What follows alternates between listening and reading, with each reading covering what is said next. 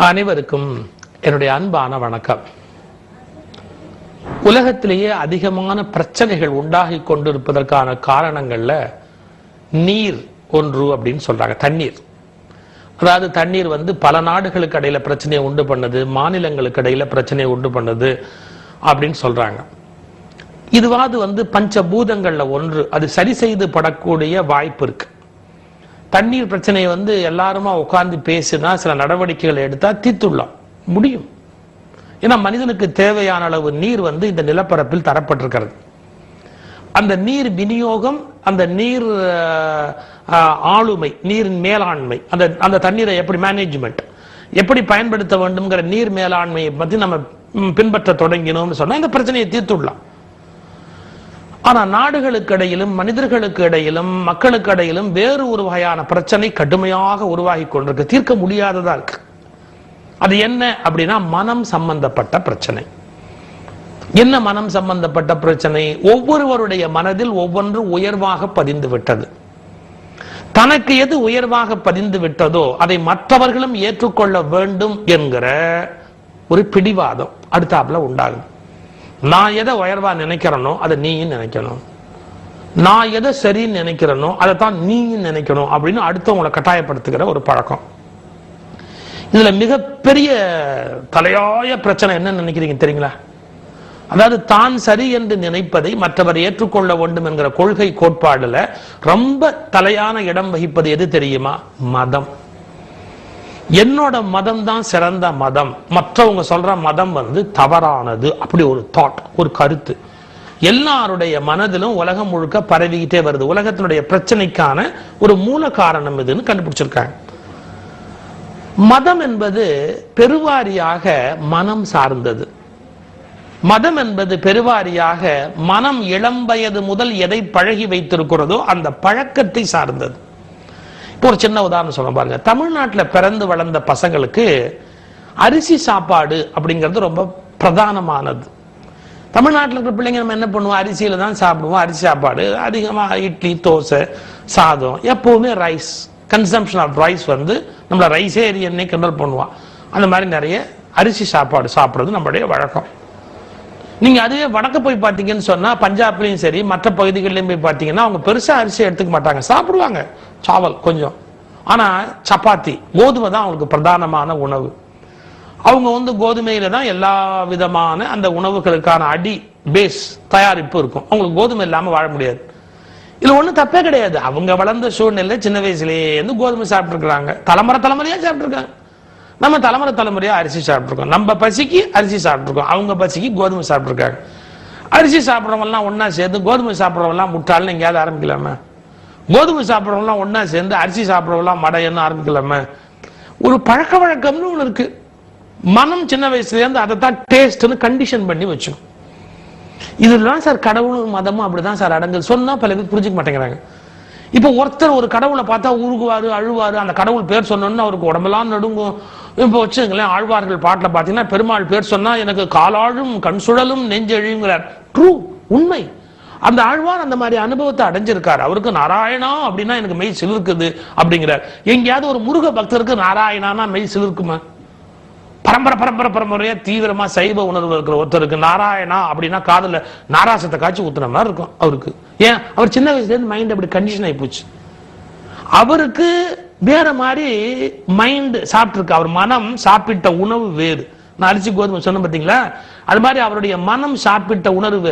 அவருக்கு பக்தி அப்படின்னா ஒரு முருக பக்தருக்கு முருகன் தான் தெரியும், பெருமாள் பக்தருக்கு பெருமாள் தான் தெரியும், சிவபக்தருக்கு சிவன் தான் தெரியும், ராமனை கும்பிடுறவங்களுக்கு ராமன் தான் கடவுள் அப்படிங்கிற மாதிரி தோணும், அல்லாஹ் கும்பிடுறவங்களுக்கு அல்லாஹ் தான் கடவுள் அப்படிங்கிற மாதிரி தோணும், இயேசு கும்பிடுறவங்களுக்கு இயேசு தான் கடவுள்னு தோணும். உலகம் முழுக்க இது ஒத்துக்கணும். என் பசிக்கு நான் உணவு உண்ணுவது போல், என் பசிக்கு ஒரு ருசி இருப்பது போல் அவரவர் மனத்துக்கு ஒரு பசியும் ருச்சியும் இருக்கிறது. கவனிங்க, பசி மட்டுமல்ல, அவரவர் மனத்துக்கு ஒரு பசியும் ஒரு ருச்சியும் இருக்கிறது. அவங்க கடவுள்ங்கிறத அப்படிதான் அனுபவிக்க முடியும். ஒரு குறிப்பிட்ட டைப் ஆஃப் அந்த பிரேயர் சின்ன வயசுல இருந்து மைண்ட் கண்டிஷன் ஆயிருக்கு. அப்படி மண்டி போட்டு ப்ரே பண்ணாதான் மனசு திருப்தி அடையும் என்பதை ஒரு கிறிஸ்துவரால அனுபவித்து அவருடைய மனோநிலை அந்த சந்தோஷத்துக்கு போயிருக்கு. தொழுகை பண்ணினாதான் சந்தோஷத்தை அடைய முடியும், இறைநிலையை உணர முடியும்னு ஒரு இஸ்லாமியருடைய மனம் போயிருக்கும். விழுந்து கும்பிட்டாதான் எங்களுக்கு பக்திங்கிறது பூரணமாகும் அப்படிங்கிற ஒரு எண்ணம் ஒரு இந்துவனுடைய மனோநிலைக்கு போயிருக்கும். பக்திங்கிற அனுபவத்துல 3 பேரும் ஒரே மாதிரி தான் இருப்பாங்க. ஆனா மெத்தட் இருக்கு பாருங்க, அதை அடைவதற்கான உபாசனா முறை, வழிபாட்டு முறை, வழிமுறை வித்தியாசமா இருப்பாங்க. இப்ப இவங்களுக்கு பூ போடணும் அப்படின்னு இருக்கும், அவங்களுக்கு ஊதுத்தி கொளுத்தணும் அப்படின்னு இருக்கும், அவங்களுக்கு கண்ணில் தண்ணி விட்டு அழுவணும் அப்படின்னு இருக்கும். இதெல்லாம் நம்ம விமர்சிக்கவே கூடாது. ஏன் விமர்சிக்க கூடாது? சின்ன வயசுல இருந்து மைண்ட் கண்டிஷன் ஆயிருக்கு. அப்படி அதுக்கு என்ன பேரு? மனம் அப்படி கண்டிஷன் ஆகி போச்சு. அதை பண்ணும்போதுதான் ஒரு திருப்தி இருக்கும். அதை பண்ணலேன்னு சொன்னா அது என்னமோ ஒரு குறை மாதிரி தெரியும். அவங்க இன்னொருத்தர் ஒரு வகையில மனசுல திருப்தியோ அதிருப்தியோ அடையறத பார்த்து இப்படிலாம் பண்ணக்கூடாதுங்க, அது ரொம்ப தப்புங்க அப்படின்னா அதான் வேண்டாத வேலை. இப்போ பெண்கள் புடவை கடைக்கு போறாங்க. பச்சை கலர்ல ஒரு அம்மாவுக்கு புடவை பிடிக்குது, மஞ்சள் கலர்ல ஒரு அம்மாவுக்கு புடவை பிடிக்குது, ரெட் கலர்ல அதான் புடவை கடையே நடக்குது. எல்லாருக்கும் ஒரே கலர் புடவை தான் பிடிக்கும், அப்படி பிடிக்கணும் அப்படின்னு நினைச்சோம்னா எவன் புடவை கடை நடத்துறது? ஒரு புடவை கடைக்கு போனா ஒரு அம்மாவுக்கு மஞ்சள் பிடிக்கும், ஒருத்தருக்கு பச்சை பிடிக்கும், ஒருத்தருக்கு சிவப்பு பிடிக்கும். கலர்னா கலர், இதுதான் சார் கலர் அப்படிம்பாங்க.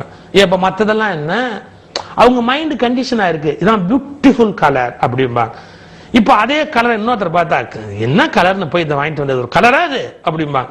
அவங்க மைண்ட் கண்டிஷன் ஆயிருக்கு, அதுல ஒரு ஈடுபாடு இல்லை. இது ஒரு அடிப்படை விஷயம்.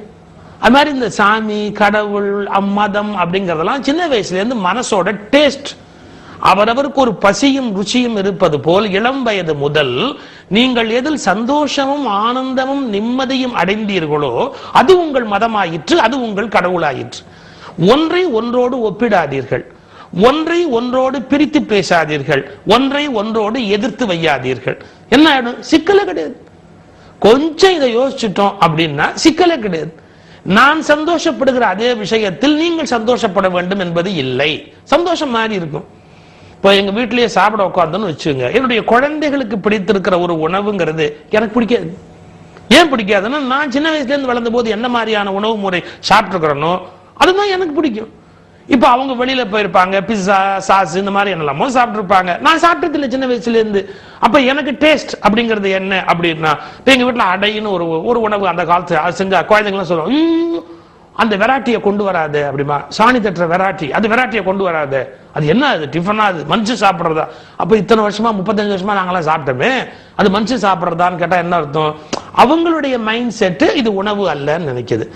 இப்போ இந்த வேறுபாடுகளை பெருசுபடுத்திக்கிட்டு பகை பாராட்டலாமா? எனவே மதம் என்பதும் கடவுள் என்பதும் உங்கள் மனதின் நீண்ட கால பசியும் ருச்சியும். புரிஞ்சுக்குங்க. ஒரு சின்ன கதை, அருமையான கதை. ஒரு 4 பேர் நடந்து போய்கிட்டே இருக்கிறாங்க. ஒரு காட்டு வழியா போனாங்க.